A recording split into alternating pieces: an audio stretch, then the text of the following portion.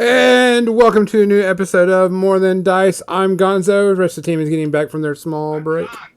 John. Bring extra booze. You can hear John coming in, bringing in with his booze right now. Today we're going to be doing a hobby streak type thing. We're going to celebrate John's 1,000th day of hobbying. And, I got reverb. How do I get reverb? Let me see.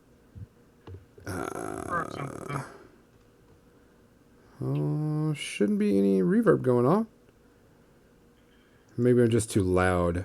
Hold on, let me turn myself down. Because it was working just a minute ago. Shouldn't have anything. Seems fine to me. Yeah. Maybe it was just because I was too loud. I mean, John and Kathy. Way back. I'm here. What do you got, Legionnaires? Am I good? Everything should be good. We just tested it all out. Seems good. Okay. Yeah, testing. So. Sorry, I need to refresh my screen. I'm like, I didn't know we were live.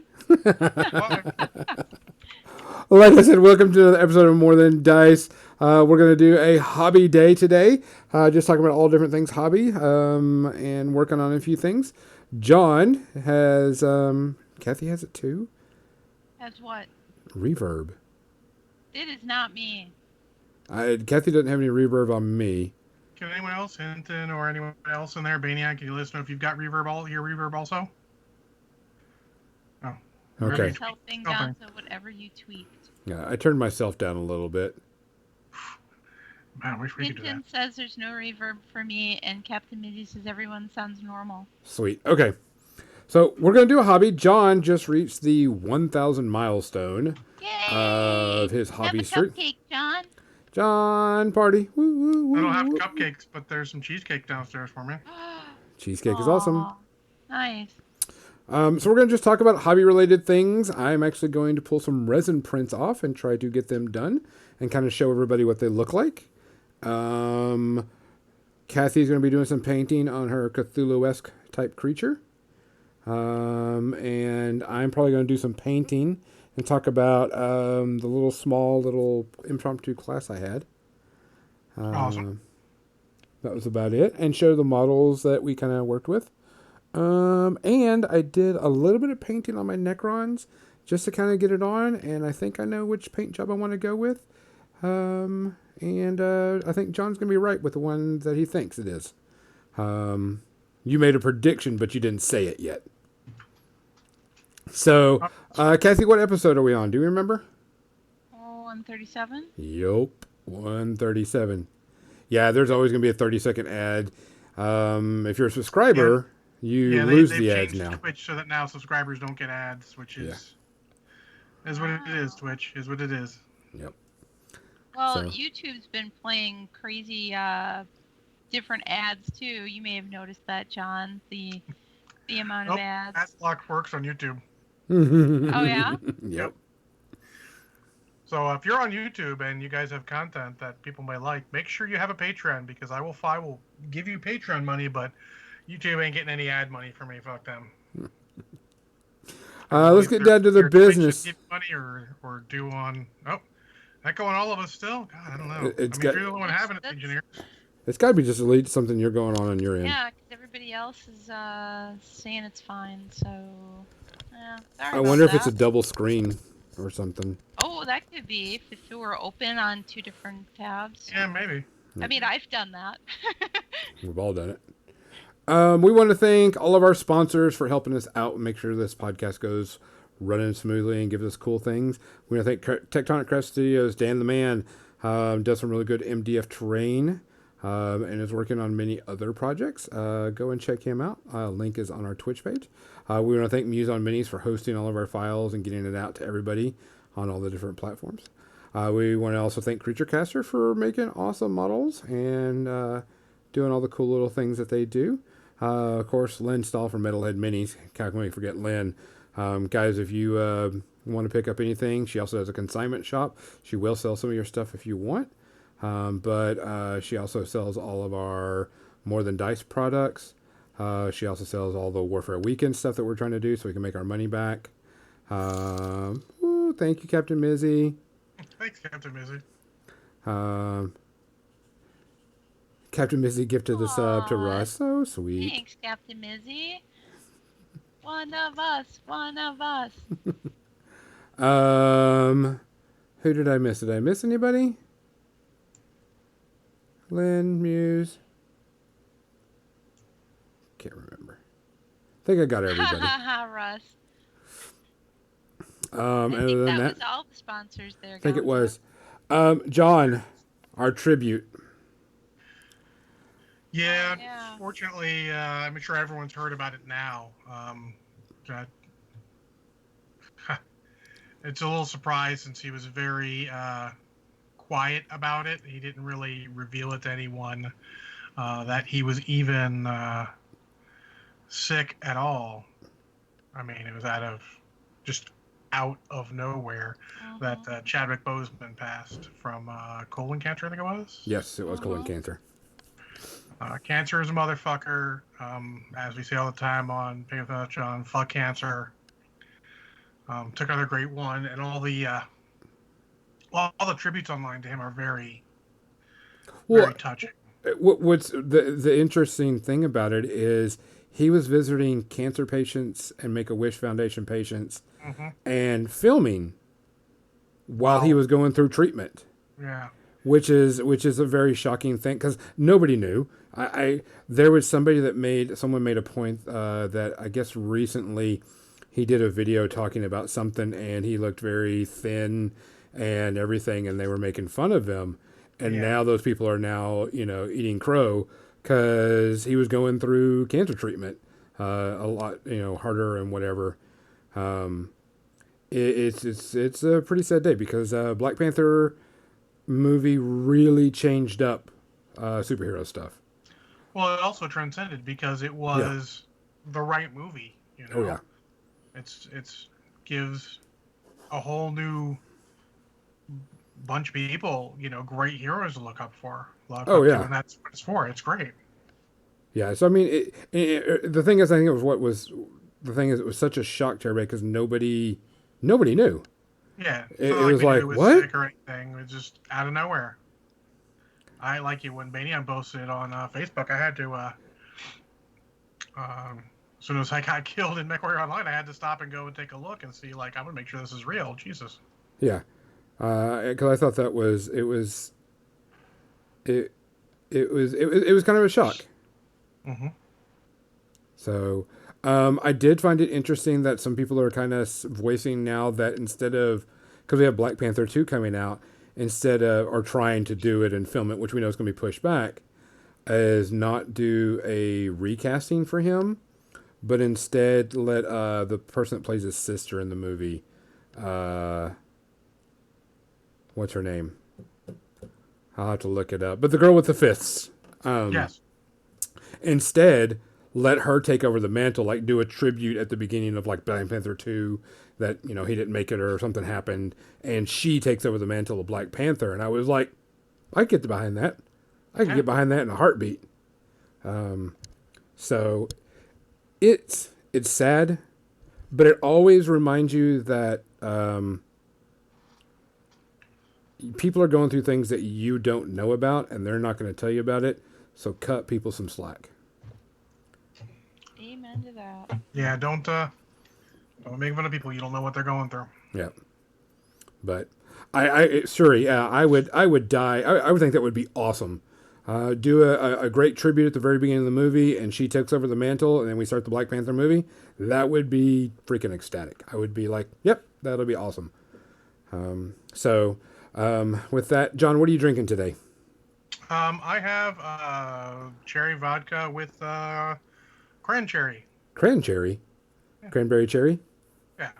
Okay. Kathy, what you got? I have pineapple hard cider with rum in it. What? So going with the rum. Yep. Kathy can't let her pirate go. Going with the rum till it's gone. I am drinking a very small bit of Maker's Mark today. It's about the only alcohol I've had in quite a bit. So I'm going to have a little bit of Maker's Mark and drink that. To everybody out there, we appreciate everybody that listens, everybody that watches, everybody that pays attention, everybody that does anything with our podcast. We appreciate everybody, no matter what, whether you're donating money, helping us pay for stuff, or just joining us in the chat, or just clicking and listening to it on your drive home. It's very important to us. Be safe out there. Take care of each other. Look after each other. If you see something, say something, and wear your damn mask. From all of us to all y'all, cheers. Cheers. Cheers.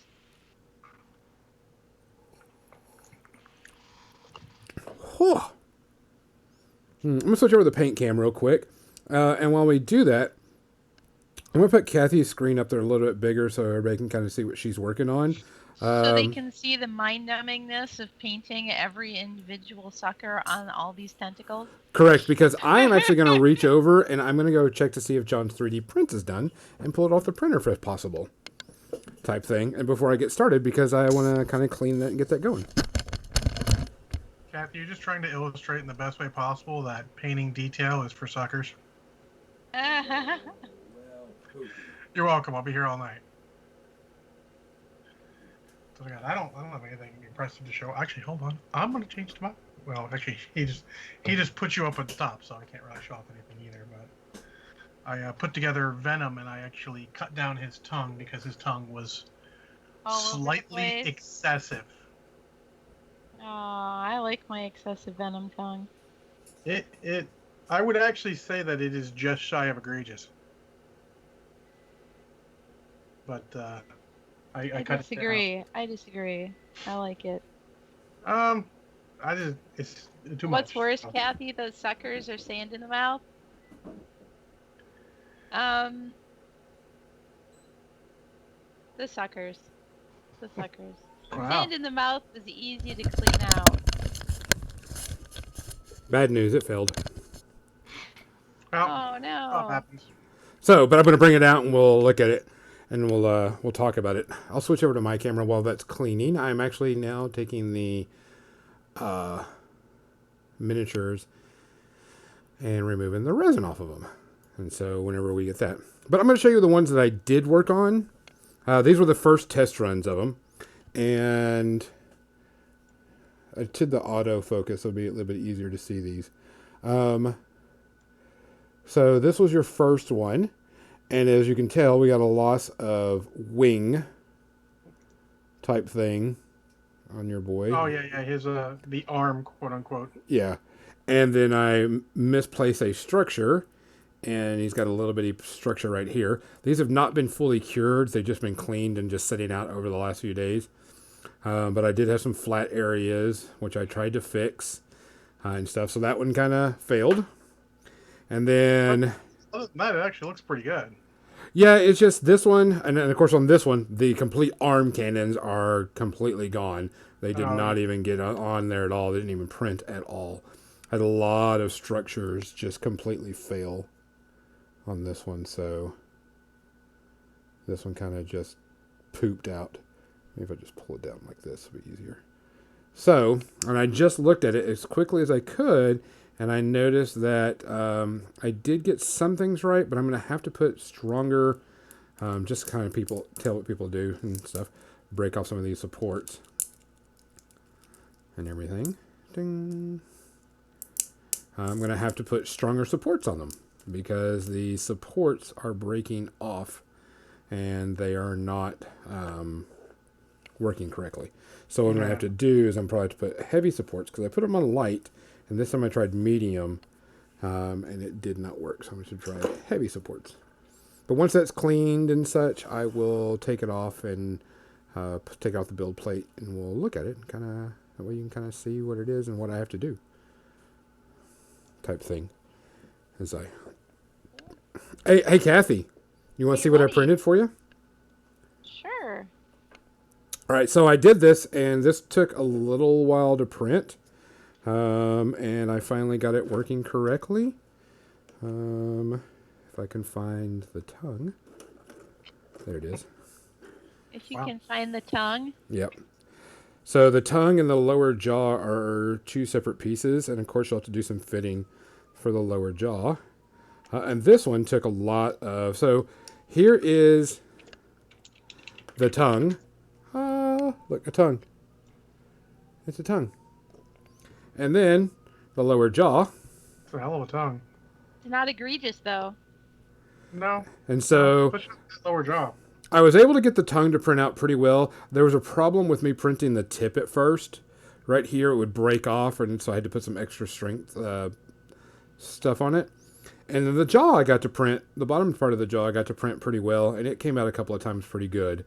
You'll have to kind of fit this in, but the body part, I had a problem with the ears. Seriously, nobody is saying what, just the tip? Nope. And you'll have to, of course, you'll have to kind of get everything in and reshape it and, remold it. But I printed you a goblin bust. Ooh. I like that. Oh, he cute. I can make a hat on him. You So- can make it. Of course, I'm going to send it to you in pieces. That way you can refit it and stuff. But Yeah. on this one, the issue I had with this one was, of course, the teeth were a little bit hard.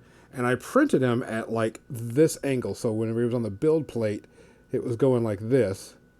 It was building like like this. And like there's a little bit of softness right here that there's got to be a little bit of cleanup. But the ears were an issue. Of course, this earring was a pain in the butt. Oh, uh-huh. And then the teeth. Of course, he is hollow to save on resin because it's expensive. And getting more expensive as we go on. But he turned out pretty damn cool. I saw this and I was like, ooh, a goblin bust. I could print that for Kathy. She'll like it. And so you have to do a little bit of fiddling with the jaw to get it fit correctly because it's, resin printing. Hashtag green stuff. Yeah, well, all it is you're going to have to just kind of cut down the molding and shave it down and get it to fit in where it needs to. Wait, you mean like filing mold lines and Yep. cleaning and prepping a model like Normal. every model Yep. all the time? Yep. Okay. I mean, you can you can do it without a tongue, but I can. Wait, what? There you go, Kathy. There's my Venom with significantly less tongue. Here I was thinking, this guy's tongue does not look egregious enough. I might have to extend it. But Not Venom, the goblin. the goblin. So this Friday, I had someone come over and they wanted to talk about and they wanted to test out some contrast paints before they bought them, and they were also asking questions about basing and all this other stuff. And so I decided, I was like, well, come on over. I'll let you test out some contrast paints. Gave them a couple of minis and everything, and then we did I have a whole bunch of these the dryads. And I was like, well, why don't you do this one? So she tried the red out, and the red is... it's going to be a pain in the butt to see. I may have to zoom in. I really like the red in contrast because it's very bloody and gory. But then she tried the blue, and it made it very ghostly-like. Let me see if I can get that zoomed in.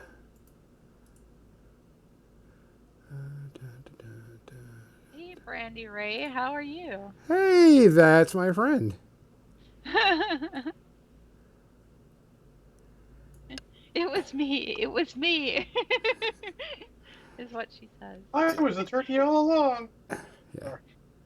So let me do... We knew you were the turkey, John. Oh yeah. I'm just showing off Star-Lord here since I got him just about done. The white came out okay. It's hard to see because it gets washed out real quick. I'm going to But just it's kind zoom of this in. so. I'm going to take off autofocus now. And we'll just zoom in. Autofocus is the devil. It is the devil. I mean, when you're trying to paint miniatures or show miniatures, Yes. autofocus is the devil. Yeah. And so she did this one, and with of course all contrast paints, it gets really white, and you're kind of like staining and just glooping it in. And she was like, "That looks very ghostly," and I was like, "Yeah, it does." That's that's an easy way to do ghosts because she had some souls on her Nagash model, and she was like, "I could do that," and I was like, "Yeah, you could do this as this." Oh, and a gash. So I mean, It's a heck of a model to start with. yeah.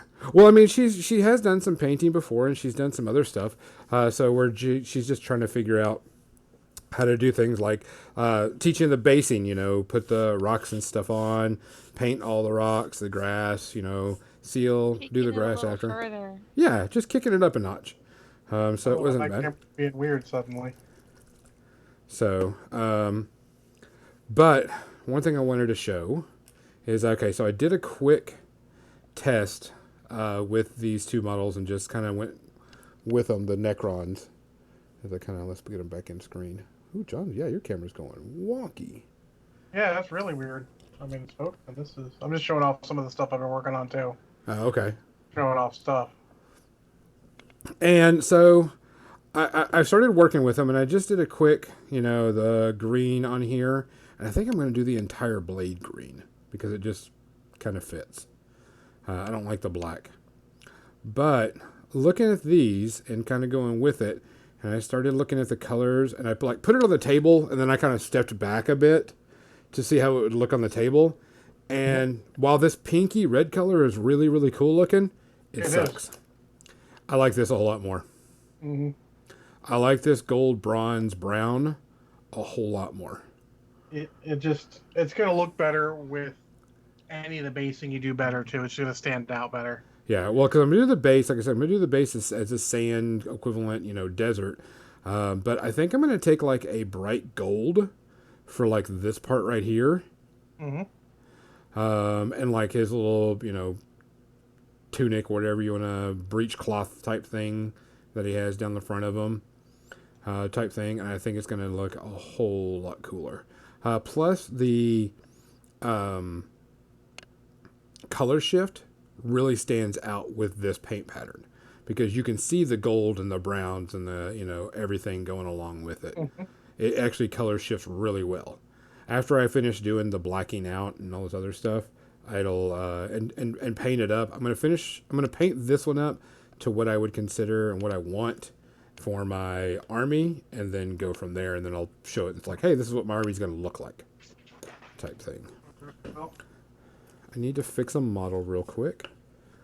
But I showed her contrast paints, talked about basing material, introduced her to Stynylrez primer. Stynylrez. Stynylrez is the shit. Good for, made for an airbrush, but good for a regular brush. Yep. I'm told I said that once and it sounded like a deodorant commercial from the 1970s. Good for the airbrush, but you can brush it on just the same. So I think I'm going to go with this color as my color of choice for my thing. And actually, I believe it's called Red Goblin. No. Martian something or other. I can't find it right now.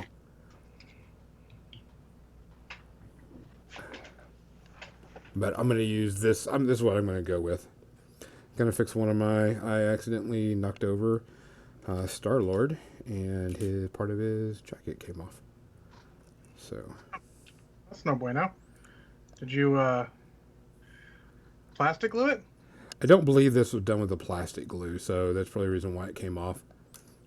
Which is no big deal. I mean, we're all used to models falling apart. Doesn't mean we gotta like it. Yep. Alright, I'm switching back to my camera because I think Russ mentioned something about not having any luck with cork to work and look good, and I have some models I used cork on. Oh, yeah. I introduced her to cork bases, cork stuff, too. Gave her a little bit of cork that she could play with and test. There we go.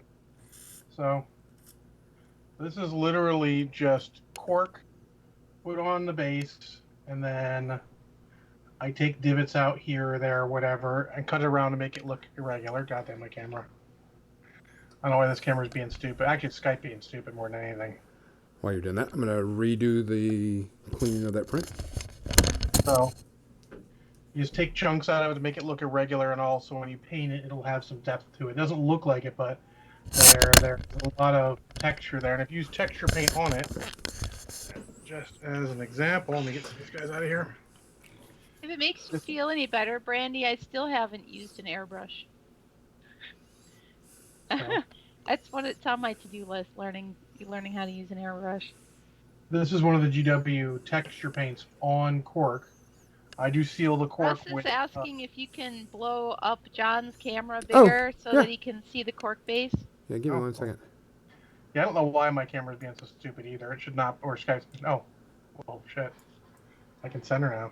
Yeah, there you go. Extreme close up on my hands. There you go. This is, I don't know exactly which one. I'll look in a minute, which GW texture paint is, but I put the cork down with super glue. I make it irregular. I cut divots in it. Then I seal it with watered down PVA glue. And then this is just one of their texture paints over it. You can do more, but it doesn't, I mean, it looks, this is no dry brush or anything, and I already think it doesn't really look like cork anymore. And in addition to that, because that'll kind of, you know, add extra different textures besides the cork, you can throw it out. You can do that same thing and add like medium ballast or fine ballast. You can sprinkle extra sand. You can put a little gravel in a few places. What I like to do is on top of the cork because it just ends up looking weird and feeling weird there. What? If you put stuff on top of the cork, it always ends up looking weird or feeling weird. I always put stuff up on top of the cork. What I do is I brush PVA glue across the whole top of the cork. Then I dip it in my sand. So the whole top is just, it looks like sand or an earth texture or whatever. And then I'll even add like a piece of gravel here or there. And I know that I'm going to be painting it like dirt, or, you know, I know I'm going to be putting maybe a little bit of flock on it. I'm going to be putting a little bit of grass tufts on it. So all of a sudden, the top of it doesn't have that corky texture anymore. Yeah. And honestly, the GW texture paints are good for it. These are the ones I used on it now. I think I used the earth on it. The Badlands should have more texture on it. And then you can even use any of the other ones. Like I use on my Marvel Crisis Protocol models, I'll use one of their different ones to get a sort of rubbly look around it. Like yeah, those texture paints are really cool for that. And you can paint over them. Just make sure you let them dry completely. Then be careful painting. Don't like be rough, but you can paint over them. You can dry brush them. And it'll all go a long way to making your cork bases look like not cork.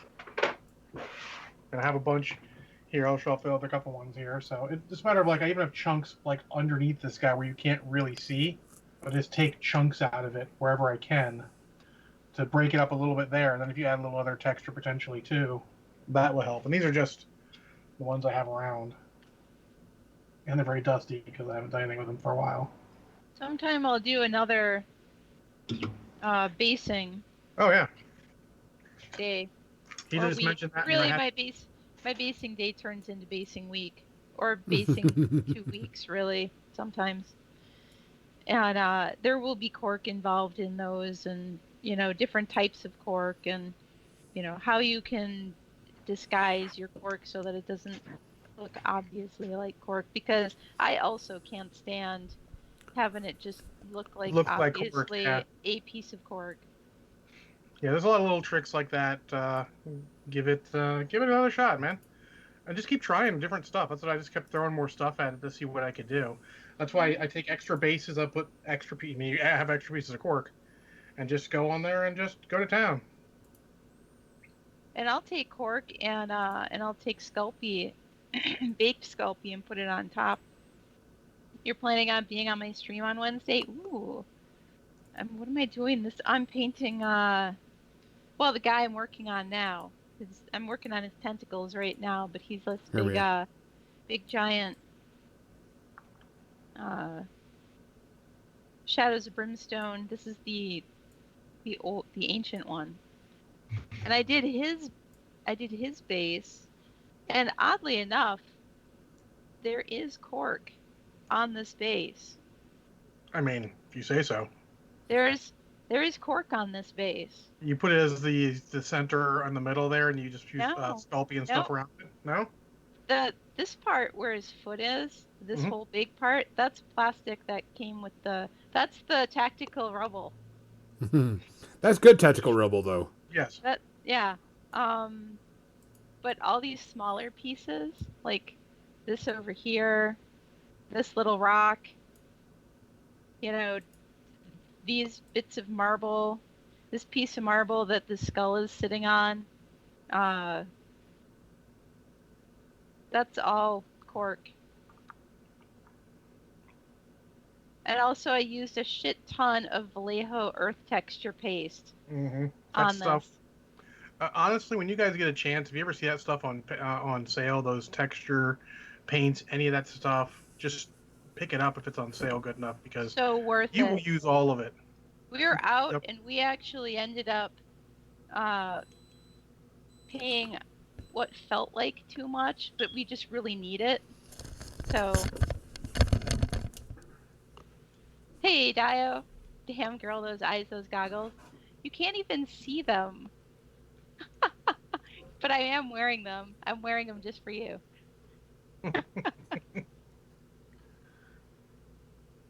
Fresco's Kathy just showing off her extreme cork skills. She's got. You know, I love me some cork. Oh, hey Kathy, this will shock you. You know how Venom comes with tactical rubble under his foot, right? Mm-hmm. Yeah. Well, I didn't use that. Well, luckily, I don't know if it was on purpose or by accident, but they had just the right angle that if you take the base with the curb on it, you can put his one foot on the curb, the other foot rests on the ground perfectly. Oh, I wish I would have known that. Yep. Because I have the one with the curb. Like, I have, oh, I'm small again. Yeah, but you can see, it fits perfectly. And I just realized that his tactical rock should be leaning up against the curb. Whatever. Agree. All right, But so again, go ahead, Gonzo. here are your models that I just got done printing. Already a problem. You see the lift right underneath here? Sorry. See how that's lifted up? That's a problem. So let me pop this off the base.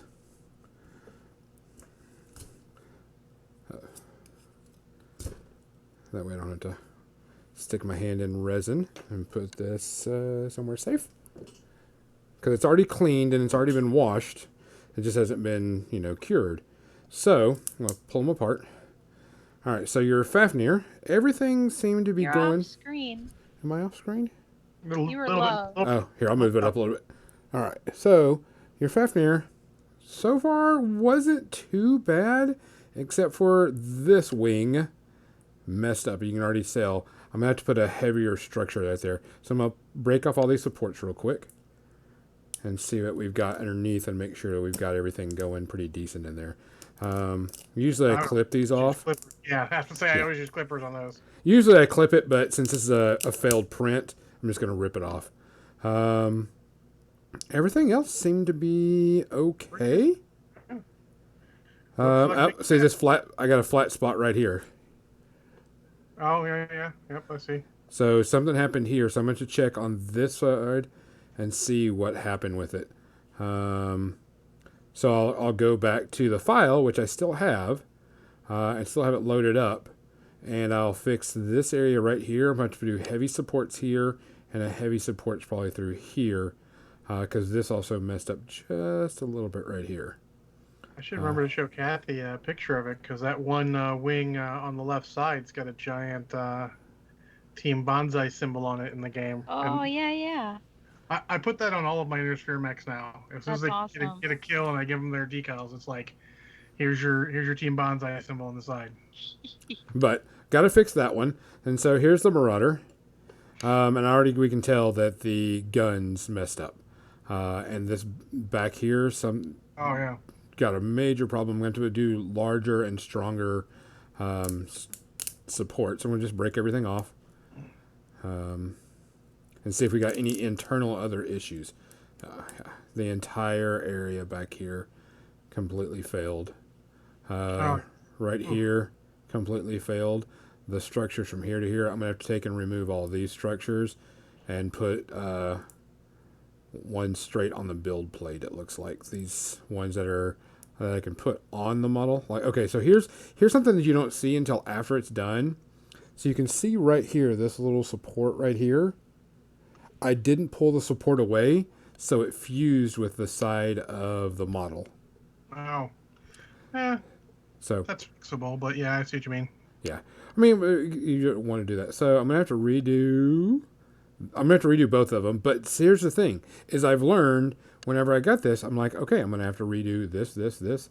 Like also, there looks like a little bitty flat spot here that I need to fix. I just wish it wasn't so much of a waste of resin for you. It's not too bad a waste because you're going to get them, and I think you're going to take these and turn them into destroyed mechs and put them on a table. Great. Yeah, we can definitely do that. Yeah. Shit, There you go. Yeah. Kazmania is asking, and also, hi Kaz. You put them in hot water before you clip your braces?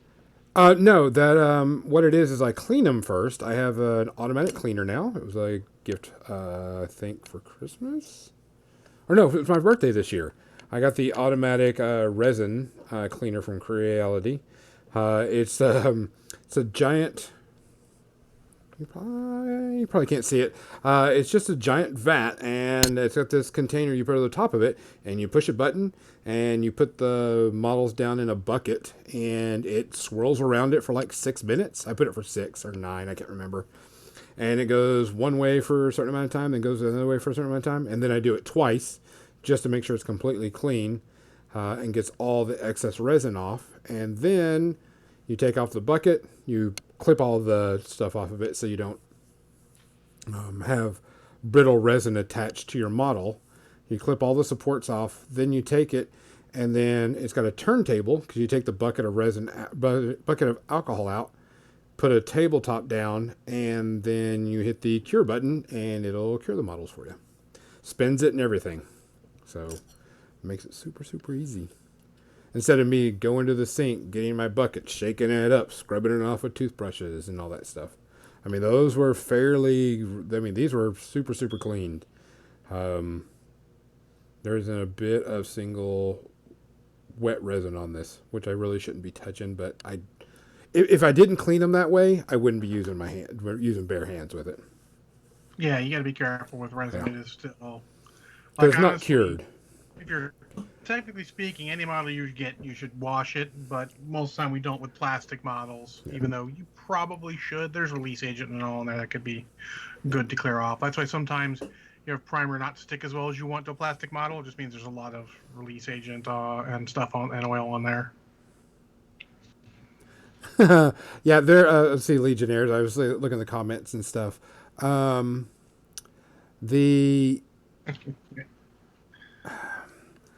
3D printing, depending on which way you go, FDM or resin or both, because I do both, have a whole different skill set to each one of them.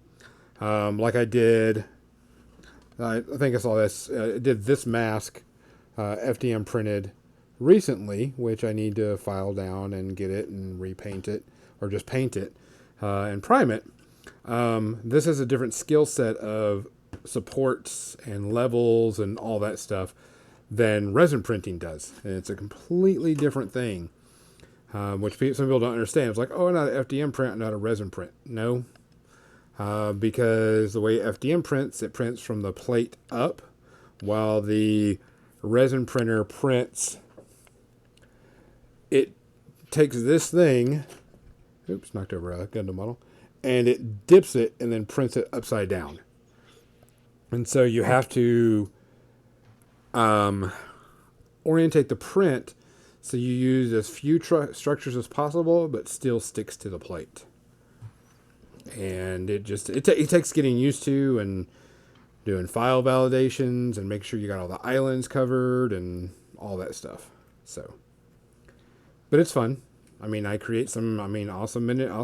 The one that Kathy keeps on giving me hell for is my bust I still haven't painted.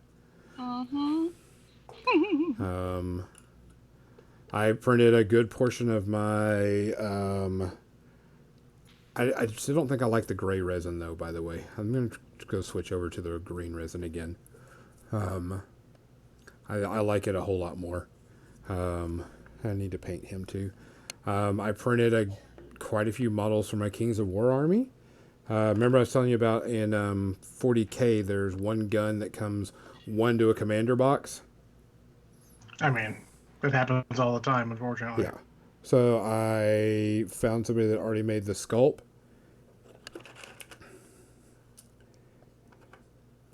And 3D printed the ones I needed. Captain Mizzy says that you should give her the Ahsoka bust so she can paint it and get it done right. I think that's a good idea.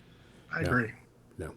She already has enough miniatures that she hasn't painted, especially ones I've already 3D printed for her.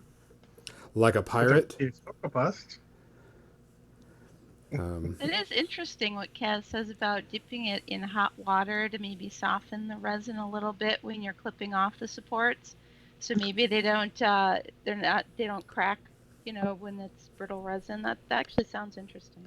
I usually don't have to. The resin is usually my structures are very, very good, so they don't leave a mark. But for some reason, this gray is just not working.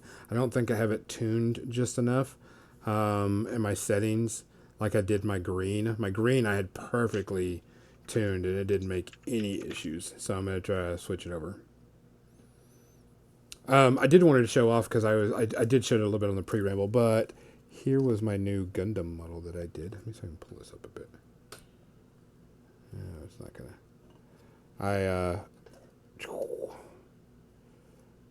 And the cool little cockpit. I think it's funny, John. We're talking about stickers and transfers and stuff. This one has transfers for his eyeballs. So the model inside has a transfer for each one of the eyes. Let me say unequivocally to that. Fuck that. Fuck that, yeah. So I can't even get regular ones to work well. You want me to do eyeballs? Yeah. I will give it a shot. Thought, I will try to paint that instead. yeah, that's what I was saying too. Like I can't even get regular eyeballs to work well. But this one came out. This one was pretty like good. mine when I paint them. So it came out pretty decent. That's a style choice right there, John. It is. I want my models to look like me. Yeah. You need representation. Crazy-eyed people need representation too. Right? You know that meme on Facebook where you jokingly put the picture that says, reporting why I am in this picture? Every time someone puts that stupid Steve who sent me a picture with the eyes in different directions, I'm like, reported, I'm in this picture. Oh, because it's funny. Because it's funny.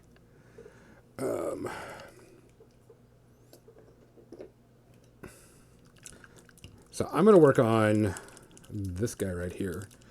I'm blocking out, getting some white on him. I am also getting white on this guy. I'm not painting shit. I already did my painting. Because I need to start working on my Warcaster models. Hey, I've only got one Marvel Crisis Protocol model and part of a terrain piece left to paint. One Out left? of everything? Out of all your models? Oh, well, my Marvel model. I don't have Crisis? everything. Just everything I own. I've gone light on buying new models right now because, I'm not playing, so I can just take it easy. I have tons of models I haven't been used yet. Jesus. I'm just going to try and pick up the guys I really want. I think Spider-Gwen, Ghost Spider, and Miles Morales are going to be the next one because how can you not? And if I've got Venom here, I'm not the hugest Venom fan, but Spider Team sounds good. Yep. And it's Miles Morales. Mm-hmm. Now they just need Peter Porker, the Spectacular Spider-Ham, and everything will be okay. That's people are like begging for that. God, that would be awesome. Honestly, though, Spider-Noir has really... Oh, I like that guy. Nick Cage, oh my god. Talk about perfect casting. The wind follows me everywhere I go.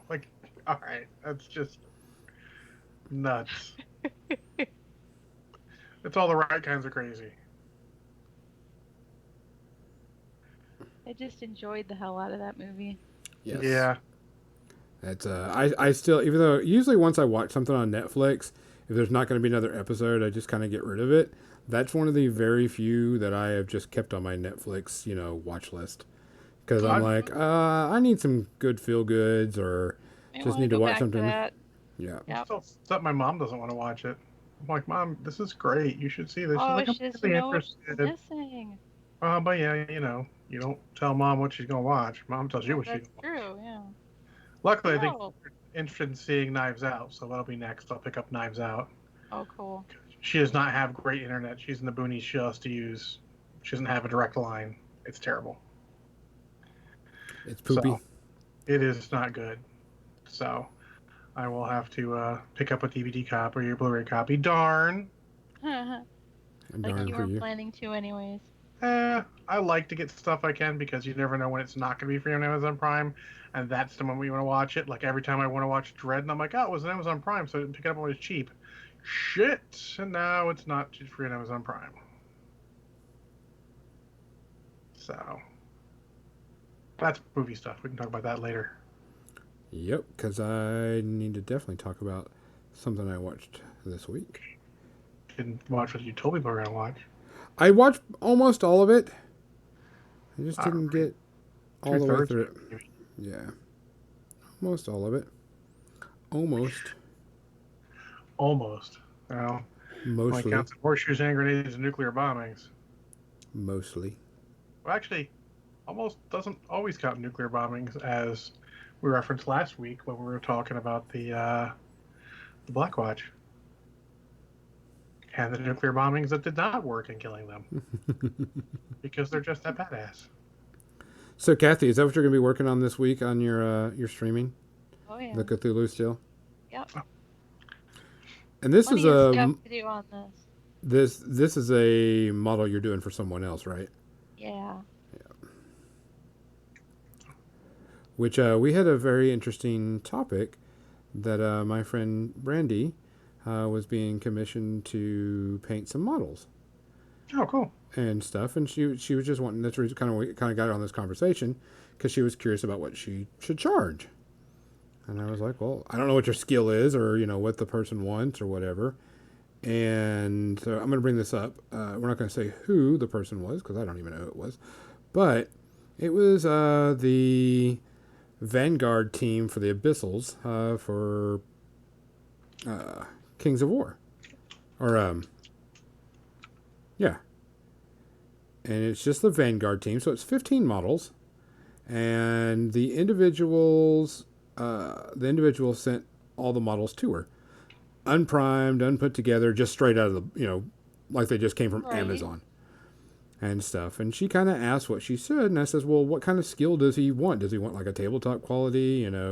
Is he real particular? And she said he wanted it exactly like the box art. Wanted the paint scheme from the box art, which, okay, she said I she... mean, you can use the same colors, but yeah, I don't know what the box art of that looks like. Hey, John, do me I a favor. couldn't Look that up. say. Look up Abyssal's Vanguard. And post the link to that for me. If you could, please, sir. Sure. Because, just because somebody says, I have this box of Troll Bloods and I want you to paint it exactly like... Is it I the want you to starter paint set? them exactly like the box art. Yeah, it's like 15 models, a couple of horsemen. 1, 2, 3, 4, 5, 6, 7, 8, 9, 10, 11, 12, 13, 15. Yep. Okay. Okay. And so Not he wanted everyone is going to have the skill to be able to pull off what somebody did on the box art. correct. And if the person is expecting that skill as well as that color scheme, that's a whole different set of expectations. Well, she kind of asked, and I was like, well, you need to, because she's going to have to clean, put together, all that stuff that, you do for, a model. And she gave him a quote of like $120 to do the whole thing. For Oof. 15 models, Yeah. that's even under, Correct. honestly. Yeah. And, but she's new. So, I mean, she didn't know exactly. So, I mean, it'd be different if he was wanting, hey, just paint them however you want, blah, blah, blah. Or I like these colors, make this the main, make this Yeah. the secondary. That's easy peasy stuff too. Yeah. I mean, that is still under the cost of what, typically people do, depending on, your skill level or whatever. I'll tell you though. What would you... Harkening back to when I first started painting models for money. way back in the 1800s. way back in the 1800s when I was painting Blood Bowl teams. That checks out on that. Okay. This is what I was charging my friends. Here is a team of Amazons, and there's 22 models on the team, including turn markers and the team captain, etc., cheerleaders. And I painted them, and I put a lot of time into it, and I charged him $90 because I wasn't that good. I could show you a picture of them; you'd laugh. No, we wouldn't. Now, the thing I always heard is that people, when you start adding in the assembly of the box, usually people start that as the cost of the box again. For like cleaning and assembling the models completely, usually they count the box. This is just something someone told me offhand. But And then you add painting on top of that because yeah, it's hard though when you're first starting out. Everything takes longer. So if you're charging by the hour, and Joe Blow over there, who has equivalent painting skills, but has been doing it for longer, can do it faster, there's going to be a difference there. Mm-hmm. You know, you can't be charging a crap ton of money just because it takes you 1,000 years to paint 10 models if the paint job isn't very good. Correct. At some point, you have to look at what the market is charging and get in that area. I understand that. Yeah. And you sort of have to take a loss time-wise originally. That's part of setup costs. Exactly. Correct. The time I painted something for a guy is when they went, like, at a bunch of models that just weren't painted. Like, we just need basic paint schemes on this stuff. And it was like Han Solo and like a tiny old model and like an Imperial Trooper and like a Yamato and like an M1 Abrams. I'm like, this is easy peasy stuff, guys. I can do this for you. Yeah, but I mean, 15 models copying exactly the paint job from the box art. Mm-hmm. She told him $120. Solid, but not like, it's not like they've got Angel Heraldez painting the models for them or something. Correct. You're like, oh my god. Yeah, it's not a James Wapple original type paint job. But mean, she told him like $120, and he laughed at her. That he could find someone to do it cheaper, and so pretty much she's like, "Well, go right ahead." I mean, Here's your models. Here's your models back, pal. Good luck with that. Yeah, I mean, there's a point when you got to. Yep. Or you have to understand, like we said earlier, that if you're starting this as a business, that you have to start somewhere, and you're going to start, and you're going to lose a little money early. It's like any other business, honestly. Any business you start, the first year you are going to lose money, technically speaking. And with something like that, it's more like you're losing time rather than money because it just takes you longer. I'll give you an example of a decent customer inquiry. I recently had someone contact me about painting a model, and I quoted him.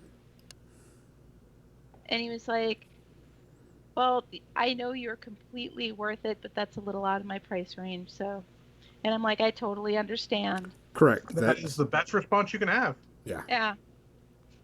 So he was good about it. I was good about it. I mean, I understand, not everybody can We're all adults do that. But I'm not going to lower my, what I charge people, because of that. Yeah, exactly. Well, yeah, but I mean, it just kind of cracks me up because, I mean, now I've painted models for people and been paid for it, and I've paid people for models. And, like some people are like, hey, if you want, I really like that army you have. Can I do a trade? I'll paint some of your models for that army. I'm like, yeah, I can, we'll do an equivalent change of that. But that's someone that's not doing it for a living. They're just like, shit, I'll, do it for, XYZ. And I'm like, okay. But if you really think about it, 15 models and $120, and painting exactly what the art is, that's like super freaking cheap. That's like what, $2 a model or $120 actually. That's like stupid cheap for it. And the It's like guy, $8 or something. yeah. But I mean, that's just people just don't understand that it's a time sink. And as much as we like to do things for people and as much as we like to paint or whatever, I'm not going to do everything for free. Yeah, I mean, you have to understand. Like, it's like the artists, and then painters are artists, no matter what anyone else might say. People contact artists like on DeviantArt or whatever all the time, and like, I would love for you to do this thing. Like, oh, cool, but you should do it for exposure or cheap because you're getting exposure. I'm a such and such content creator, and you're going to get lots of exposure. Like, exposure don't put food on the table. They don't pay no rent. It's a business. You can say that, but at the end of the day, you thinking you're doing them a favor, you're not. You're expecting something for nothing, basically. And you should understand these people are it's like any other business. While there is some negotiation involved because it is, a small business, you should not be expecting a lot of negotiation. The thing that gets me is the mentality. It's the Walmart mentality of, if I get a bunch of models from you, I should get some kind of a wholesale price. As if No. as if a hand painted, every single thing hand painted would somehow magically take less time if there were more of them, so you should charge less. Like as if I'm running off, a thousand of these on my great big industrial, She's already factory charging you machine. based off of the amount of models and the style you want. Sure, if you want tabletop, she's already factored that in, and tabletop quality is less than other quality levels, so that's cheaper. You're not going to get a bulk discount on top of that. It's already factored into the fact that you only want tabletop for all these models.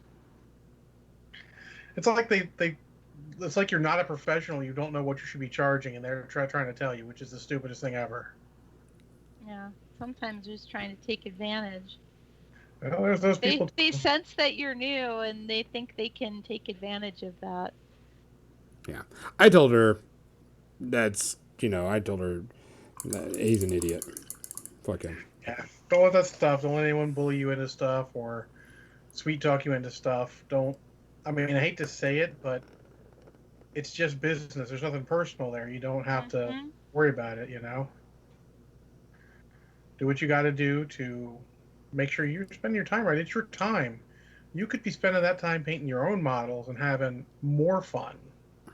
Now, there are times I've known people who've taken commission deals for a little bit cheaper because they really, really wanted to paint that model and really didn't want to buy it and don't need the model itself. They just want the fun of painting it. Yeah. But I mean, that's a whole different story. Yeah, there was a young lady on Twitter who really, really wanted to, and I'm like, I could kind of use an Abaddon model painted. That model's really cool. She found someone beforehand who wanted to do it, so I didn't have to. But I was considering getting an Abaddon or getting her the money for an Abaddon and painting it just because it'd be a cool piece to have. Who doesn't like Abaddon? Abaddon? Abaddon. Abaddon. Yeah. And what's the thing? Some people want to do it, and that's their choice. Don't take that as the usual. That is the occasional. That is the exception, not the rule. Correct. So I just thought it was interesting because I was like, because she's wanted to know what she should charge, and we talked about it, and I told him that you should also tell him, you're going to have to send it back, so it's going to be shipping cost because that's it's not free. Yeah, but also a good thing, and since I did a lot of work in game stores in the Magic the Gathering and card game ages, where there was no set price on anything necessarily. There's no this has got to be this much. You're gonna have to learn the art of the haggle a little bit, especially when you're starting out. Yeah. Make your first price in the fair area, but more than you actually expect them to pay. That way you've got an area to back down a little bit, especially when you're first starting out. After you're established, you don't have to do that because then you're established. So Kathy doesn't have to do that at all. It's Kathy. People know what they're getting. Like examples of what she does is everywhere. And then just, do the bargain. It's like I had a guy who wanted to buy one that was looking for damaged X-Wing ships. I have some that are damaged it's like I have secondhand and all. So We chatted. I got him pictures, and I threw my initial price up, and that was a month and a half ago. I ain't heard from him since. So apparently he ain't interested. But it's the art of the deal. If he wants to go down, if he wants me to go down, he could say something. But it is what it is. I'm not giving shit away. No, you paid for it. It's not like 4 or 5 small X-wing ships are taking up a ton of space. Yeah. I mean, they'll sit there for forever. Maybe I'll make them into terrain. Maybe my buddy Marshall will make them into terrain. Maybe Kathy wants to make them into terrain. Maybe someone will make them into terrain. It doesn't have to be you. You were looking for it. I had what you were looking for. Like, when I sold my Catachan stuff, I kind of wanted to keep it, but I wasn't using it for a while.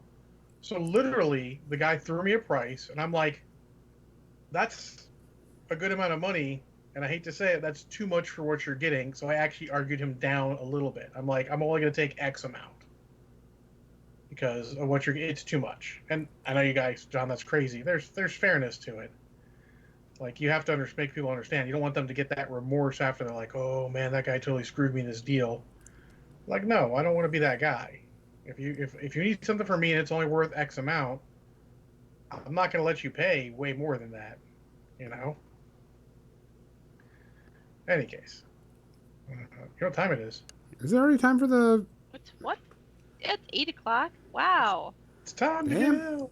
What's the time? It's time to get ill. What's the time? It's time to get drunk. All right, let me switch over. Media time. Media time. Excellent. I have media. All right, I'm gonna take off the glasses too. I'll switch over. I'll switch over too. I already switched over. I'm good. What? It's 2 a.m. Rush, you're in a different time zone slightly than all of us. Only a little. Slightly. Oh, so, we talked about, Captain Mizzy wanted to do my Ahsoka and stuff, and I was like, giving her crap because she has 3D printed models that I've already given her. So what did I just get? A picture of her priming her 3D models I sent her.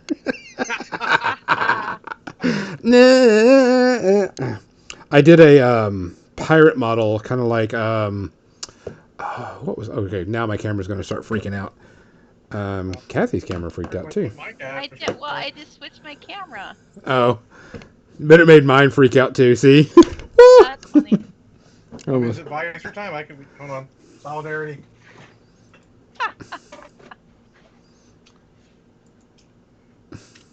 All right, Dio. There it is. There's the eyes. There's the eyeballs.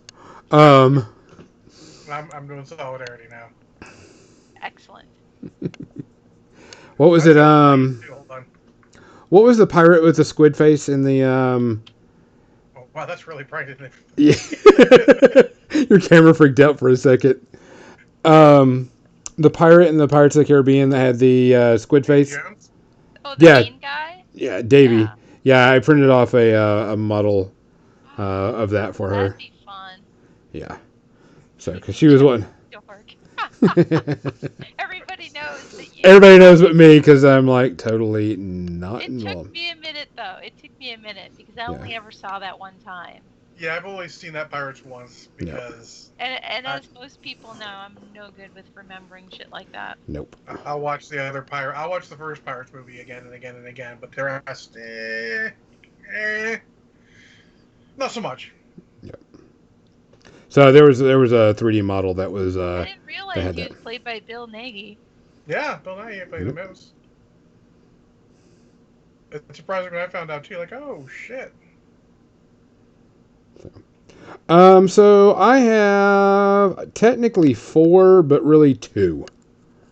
I don't know how many I have. I'm just gonna roll. The roll with the punches. Kathy dropping it on you, Gonzo. I got one. Let's go with something that I'll start off with one of mine. So Peacock Network. It is NBC's new streaming service, and I can already see John's eyes rolling. We need more. Yeah, we need more streaming services. Everything, right? I'm just gonna turn off these bright lights right in my face. And so I had the NBC app, so I was like, okay, I'll try out, Peacock and see what it is, because you can watch some of the stuff for free. And John. There you go. It's clear right about there. And so I watched the first episode of the new series Brave New World, of course, based off the book, which I read and studied and had to do countless college stuff on and high school stuff on. And okay, graphics updated, special effects are updated. They're not following the book at all. I mean, aren't we following kind of the book in real life? Yeah. A little bit? They're Oh, oh, now the Brave New World is a great story. It's good. it It is a very good story. It's got some very controversial topics and such, but right off the bat, it just doesn't feel right. One episode in, and I'm not liking it at all. It's because it's based off the book, not from the book. And I'm like, just do the book. I mean, shit. well, I Do the mean, book it's or a change the name TV to be a series, so and it's not that long of a book. No. I mean, a series wouldn't be that long if it was just based on the book. I mean, I can understand that.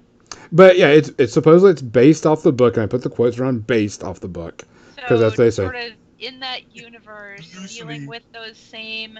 Characters and same quotes from the book, but I'm like I'm gonna give it a chance. I always give it a few episodes to see what's going on. But for the most part, I'm not really happy with it. It didn't capture me. It wasn't in.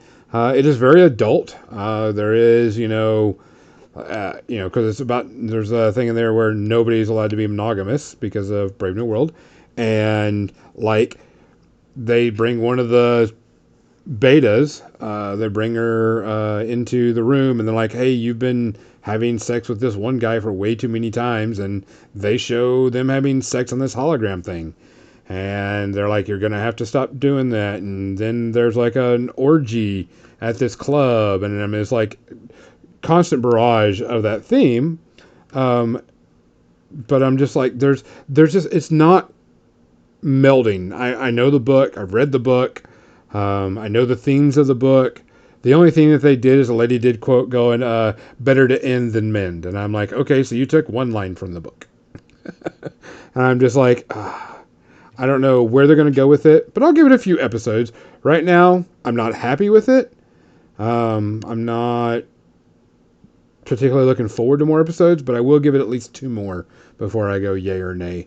And it's actually, and like I said, the book is a really good book, but just quit fucking with things. Just do the book. So, are they the same characters as in the book, or is Um, it just taking place in the same universe with the same themes?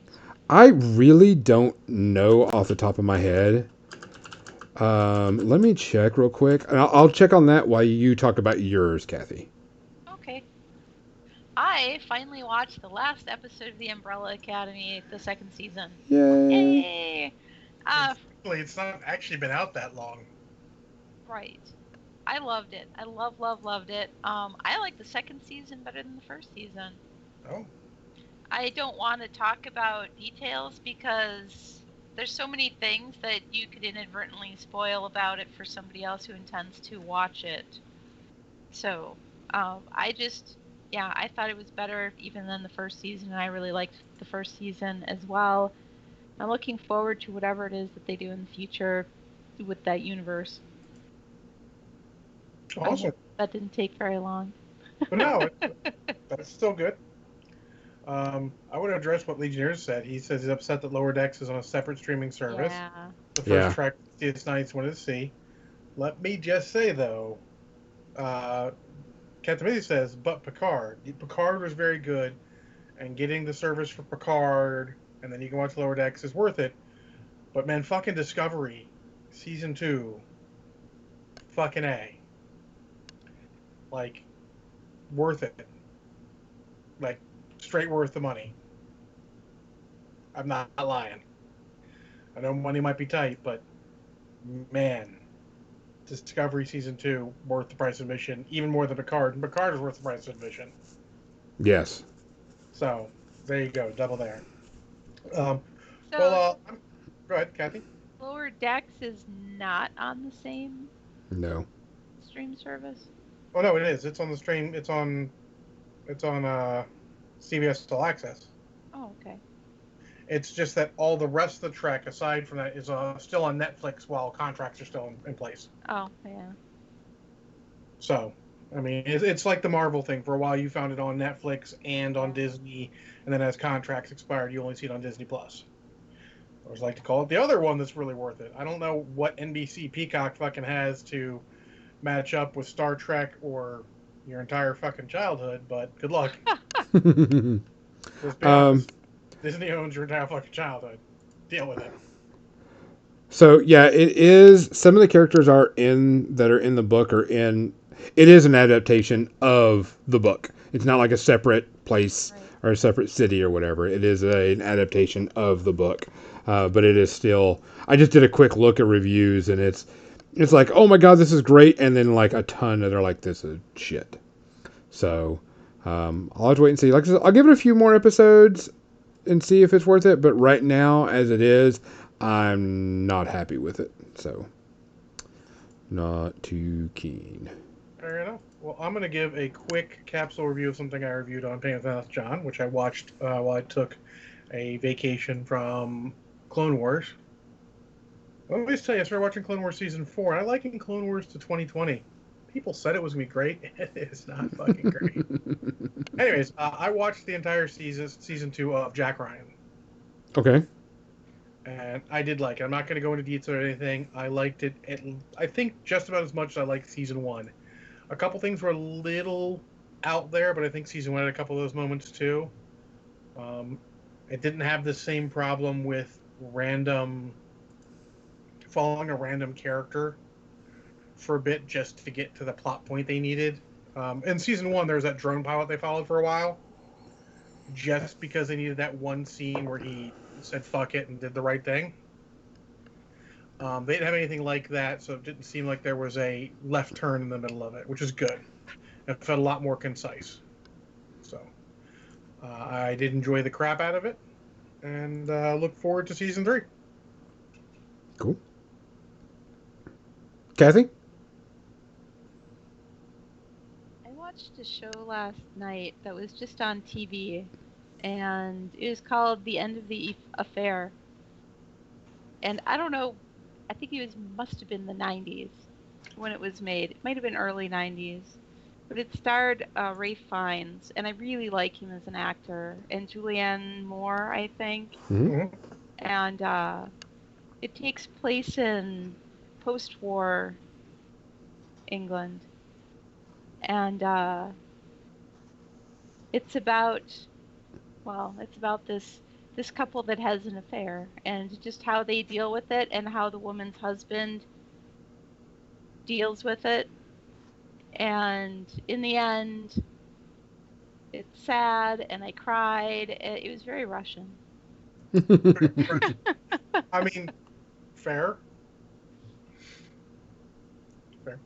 It was really good, though. I mean, I was riveted, and now I want to find the movie somewhere and watch just the movie, because I know since it was on TV, there is probably a shit ton of stuff that was cut out of it. Oh yeah. They cut it all. Sometimes even a movie like that's not necessarily a super visually driven movie. Sometimes change into pan and scan, which I think most TV movies are still in, makes a hell of a difference. Still, Yeah, some it of those was. shots are better.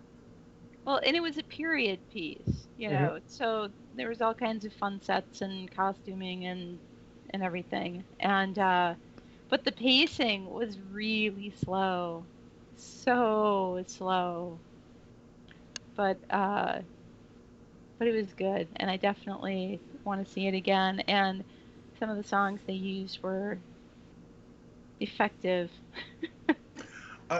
Honestly, the art of using music properly in movies, actual music, I assume, actual songs, Yeah.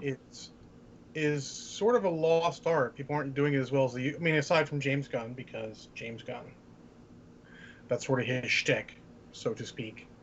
It's a lost art because a lot of the Marvel movies for example, aren't using regular songs in them so much. While the early ones did, like, people diss the Ben Affleck Daredevil that I really like, and I really like where a lot of the songs were placed in it. They actually fit what was going on at the time. They did a good job with that. I think, honestly, tales of the Daredevil movie being terrible are really overdone. I actually enjoy the crap. I own it. I may watch it. Maybe I'll review it next week. But I really like when music's done well. It gives you... It's like a good soundtrack piece done well. It connects that emotionally with you. You know, there are soundtrack pieces you hear and you get the feeling from what happened then. Mm-hmm. And while iconic bits like Harry Potter will conjure up a general sort of feeling, they don't give you that same pure emotional connection necessarily, because it's not that one scene had that theme. Not It's like the whole when movie you had that theme. not like when you hear that the beginning violins of the music of the Rohirrim. Yes. Oh my god. Or the theme, like I say this a lot because it's one of those that sticks with me. There's a theme that plays in the Avengers movie where the helicopter raises, and I get that wonder of fucking A. They just did a helicopter and a helicarrier in CGI that looks awesome, and I never thought it would look cool. It was always a dumb idea, like look at the comic book stupid helicopter aircraft carrier, and I always get that feeling when I hear that note. Not all of them do that to me, but that one in particular does it to me. Lord of the Rings, there's the one right after Gandalf has fallen after fighting the Balrog. That gets me every time too. It gets me deep in. And there's a lot of soundtrack pieces that do it, but the right song at the right moment will do it too. You know, you'll hear that song, that soundtrack piece, and then that even just a song they put in the soundtrack, like when you hear God damn it, Leonard Skinner, Freebird. Mm-hmm. I mean, there are a couple different scenes you can think of, but I think of obviously the church fight from Kingsman because it was just fucking crazy. Oh yeah. And so, you know, you'll get that emotional content, and I think that is a slightly lost art. People aren't doing it as much. There's a lot of movies that soundtracks or the scores are meant to be out of the way and not very intrusive, but they need to make more where they're getting in there and they're connecting you. John Williams is a master of that. All of his scores, for the most part, connect me with it. I mean, I'm sure when people hear the Harry Potter theme that are more into it, they feel the same thing as when I hear the Indiana Jones theme. You get a good general sense of adventure, or Lord of the Rings, when Bilbo's sitting there reading the book. Yeah, same thing. There's ones that always get you. I mean, and that's sort of a lost art. I mean, I noticed in the next movie I saw, which I'll segue into, which was one Gonzo was supposed to watch too, but only watched 2/3 of, and that was Last Action Hero, which had a big soundtrack. I owned the big soundtrack. Where should I start with this movie? I watched it again because, oh yeah, before we go, hopefully Russ says Armageddon, don't want to miss a thing, always stuck to you for the perfect moment for a song. Absolutely. And I can finally listen to that song again, 20 years later or whatever, because they played the fuck out of that song. Holy crap. You would hear it on every fucking station. You hear it, you change the station, they're playing the song, you're like, for fuck's sake. But yeah, in the movie, it hits perfectly. The Transformers song. Which one? You got the touch. So actually funny, that one doesn't hold the same emotion for me as Dare, but I've always been of the opinion that I think Dare is the better song.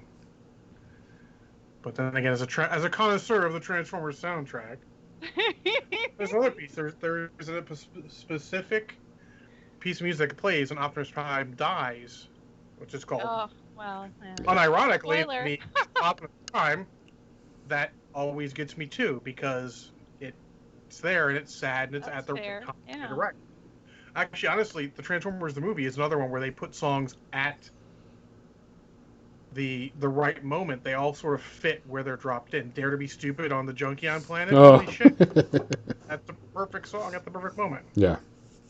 So, in any case, Last Action Hero. I watched it because the only podcast I generally listen to, that's not ours, did coverage of it, and he really unironically loves it, and I do not. I saw it once way back when. Agree. And maybe I didn't give it a fair chance, so I watched it again. Yeah, I still don't love it. No, I got to the part. Like I said, I got to the part where a little bit into when he jumps into the real world, and I was still like, "Can I go do something Now, else?" And then I had to go do granted, something else. it's gotten better at that point. It just, I know what he loves about it, and I haven't totally listened to all the podcasts and will spoil it to. Sometimes I find it makes me look forward to things I don't want to look forward to. I want to take it as a movie first, and then listen to what they love about it and see if it changes my opinion. And they've been good about pushing me to stuff that I thought was great.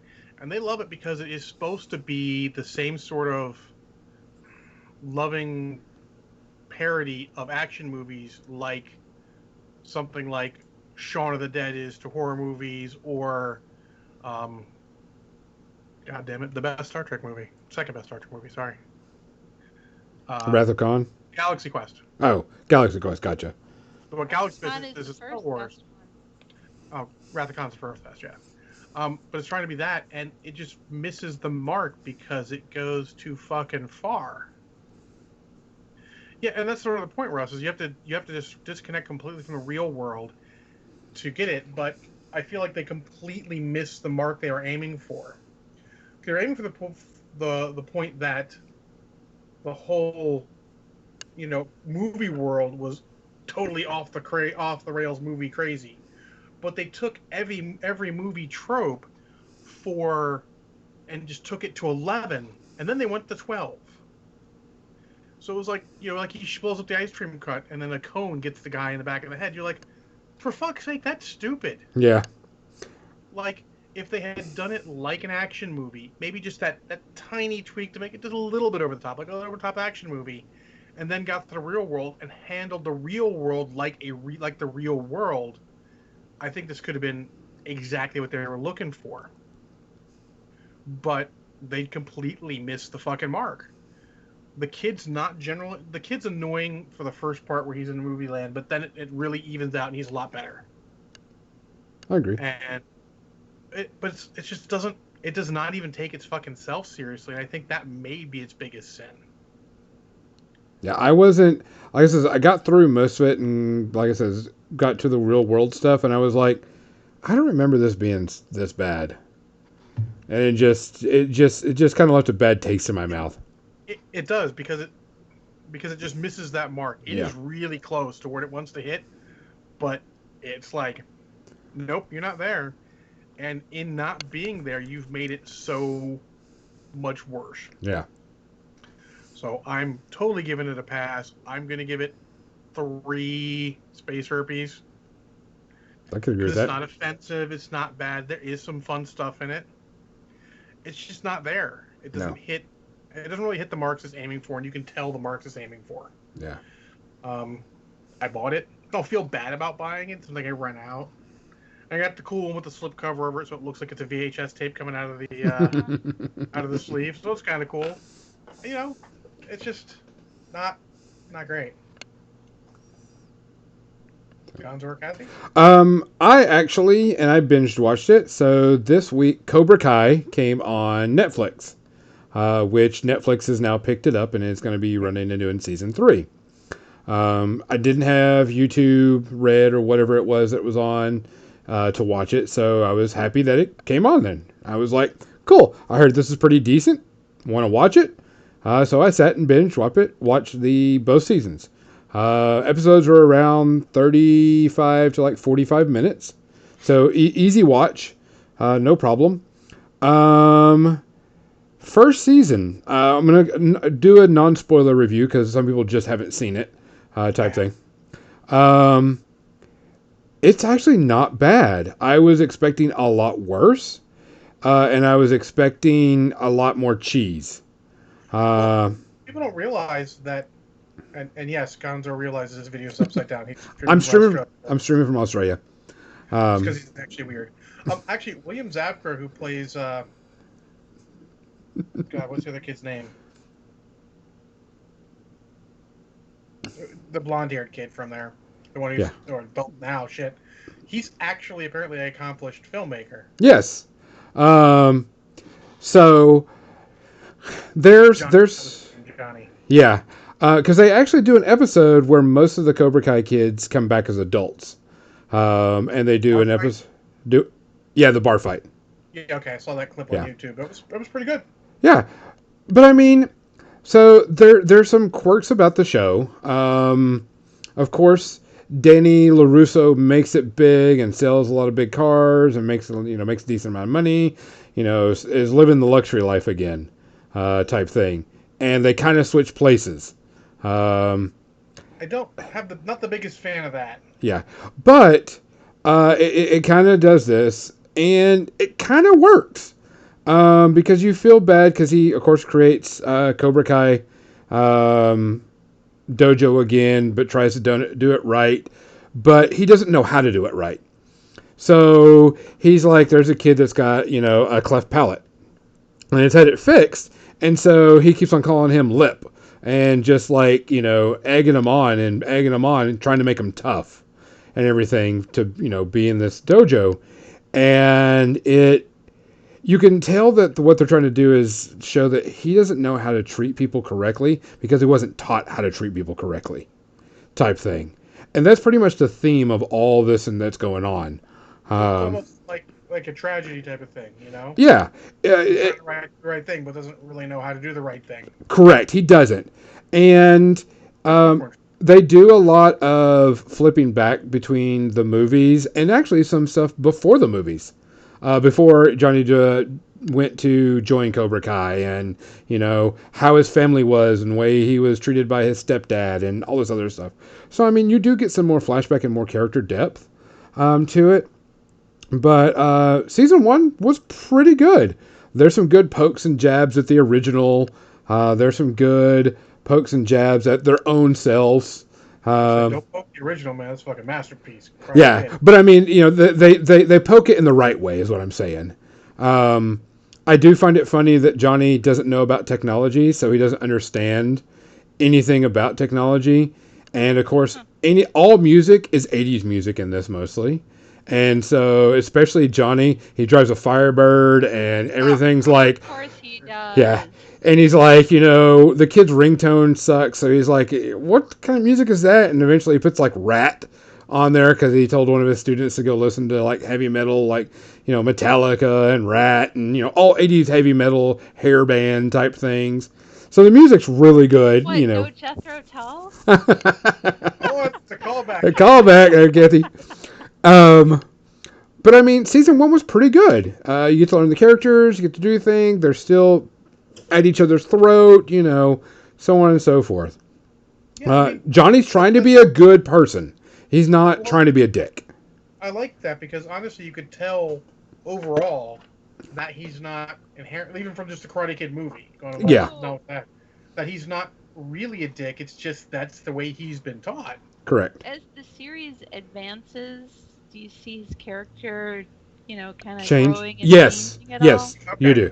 You do see. That's gonna have to go on my list. You do see him grow and change through it, and you see it pretty quickly too, because the kids are like, you can't. It's like cause we're not allowed to have girls inside of Cobra Kai, and one of his students is like, you can't do that, and he's like, why? We don't have girls, But I mean, it's got some great comedy. It's got great. The choreography isn't that great. But you could tell that they were low budgeted and stuff, and Yeah, I mean it's YouTube Red. Yeah. It's even got the wonderful budget of a Netflix series. Yeah. Season 2 gets a little CW-y. There's a little bit of love triangle because you've got all the kids now. All the kids are introduced. Because they allowed girls in Cobra Kai. That's why. Kathy, you allow girls in Cobra Kai, and suddenly you got CW. There's a little bit of that. Apparently, in cheap TV, it does. Yeah, well, fair enough.